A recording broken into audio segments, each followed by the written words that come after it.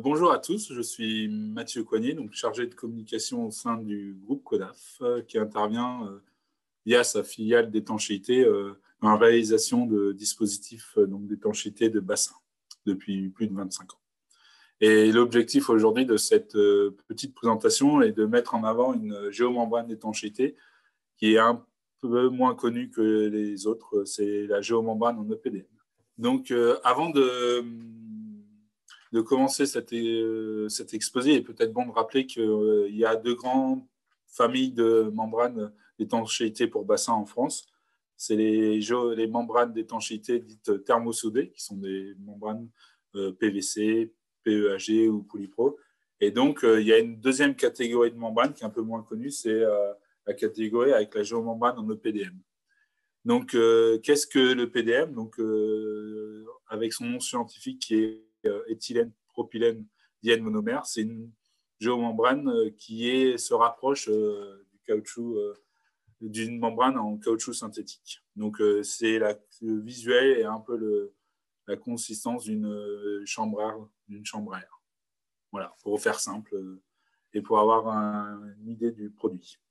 Donc, cette membrane a plusieurs propriétés qui la différencient des autres et qui permet d'inscrire les ouvrages sur du long terme. Donc, sa première propriété, c'est ce qui caractérise la géomembrane en EPDM, c'est son haute élasticité.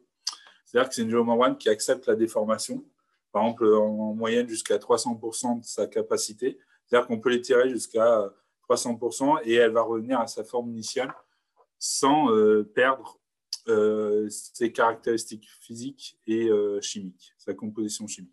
Donc, ça permet à la membrane d'épouser les aspérités du sol et d'accepter certains mouvements de terrain sans que cela la déchire ni abîme le bassin. Donc, c'est pour ça qu'on l'utilise sur de nombreux supports, aussi bien de la terre que des supports béton. La deuxième caractéristique de la membrane en EPDM, c'est qu'elle est inerte avec l'eau. C'est-à-dire qu'elle ne va pas ni polluer, ni changer la composition des liquides qui sont stockés dans ce bassin. Même dans le temps, elle ne va pas se dégrader. Ces composants ne vont pas migrer. Par exemple, dans le cas des réserves d'irrigation, on ne va pas retrouver ces composants dans l'eau qui est stockée, même quand c'est stocké sur du long terme. Ça permet d'inscrire les ouvrages dans le temps et on est sûr que écologiquement, cette membrane-là ne va pas contaminer l'eau. Donc, la troisième caractéristique de l'EPDM, c'est sa résistance aux UV.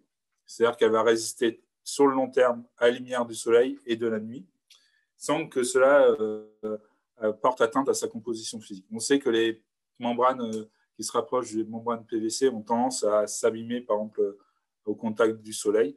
Ce n'est pas le cas pour ces membranes-là. Et elles résistent en même temps aux fortes variations de température, donc ce qui est de plus en plus le cas en France, avec une forte température l'été et des températures parfois très basses en hiver. Donc, ça nous permet de faire, par exemple, des bassins de rétention d'eau pour les stations de ski, comme des bassins d'irrigation dans le sud-ouest de la France. Donc, ces caractéristiques-là nous amènent à des propriétés intéressantes de la membrane, donc, notamment au sujet de sa durée de vie.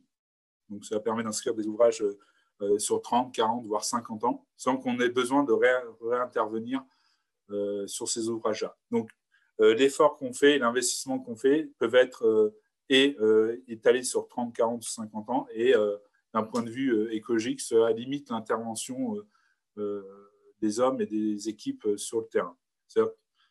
Et si jamais il y a besoin de réparer l'ouvrage, ce qui arrive de temps en temps, c'est des membranes qui sont réparables. C'est-à-dire qu'on n'a pas besoin de vider le bassin entièrement, d'enlever la membrane et de la réinstaller. On intervient juste. On a besoin évidemment de vider le bassin pour intervenir sur zone et on vient utiliser des patchs. C'est une précision importante sur le PDM. C'est ce qui différencie des membranes thermosoudées, c'est que c'est des membranes qui sont collées. C'est-à-dire qu'on n'a pas besoin d'intervention avec des machines électriques. Donc, on peut intervenir au beau milieu de nulle part sans avoir besoin d'amener des sources d'énergie.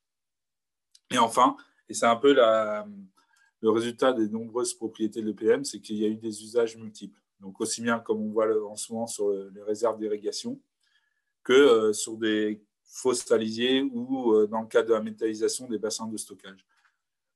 Cette membrane-là tolère des pH assez négatifs et affiche une très bonne résistance aux attaques chimiques. Donc, ces propriétés-là sont des propriétés qui sont communes à la plupart des membranes EPDM qu'on peut trouver sur le marché. Dans le cas précis de notre société, c'est là où je vais faire c'est une bonne guerre, un petit crochet sur nos activités, nous utilisons une membrane qui est fournie par le leader mondial des géomembranes EPDM, c'est Firestone. C'est la seule membrane aujourd'hui en France qui est certifiée ASQUAL. C'est-à-dire qu'on a pu montrer aux instances que c'est un produit qui répond aux normes et environnementales et aux normes de sécurité. Et ça nous permet d'apporter une garantie de plus à nos clients en disant regardez, ce n'est pas juste un discours commercial, c'est un produit qui est certifié par les instances en France. En plus de cette certification-là, le produit est garanti. Firestone aujourd'hui garantit de base des membranes 10 ans. Et en fonction des projets, en fonction des demandes des clients, nous pouvons garantir les membranes peut-être 10, 20, voire 30 ans selon les projets. Et enfin, et c'est une propriété que nous mettons en avant chez Soda Géoétanchéité, c'est que nous préparons nos membranes en atelier. Pourquoi ça? Parce que ça nous permet de limiter le temps d'intervention sur place, cela nous permet de limiter le passage des engins sur place et cela permet d'être assez, d'être efficace lors de la pose de la membrane. Nous arrivons sur le terrain, la membrane est déjà dimensionnée, prédécoupée et entre guillemets, on n'a plus qu'à la poser, la déplier et faire les ancrages. Donc voilà à peu près pour faire le tour dans les grandes lignes de l'EPDM. Évidemment, il y aurait beaucoup plus à dire sur ce domaine-là. N'hésitez pas à nous contacter. L'entreprise est présente sur les réseaux. Ça a un site internet et évidemment, on fera une joie de répondre au téléphone si vous êtes intéressé ou si vous avez des questions.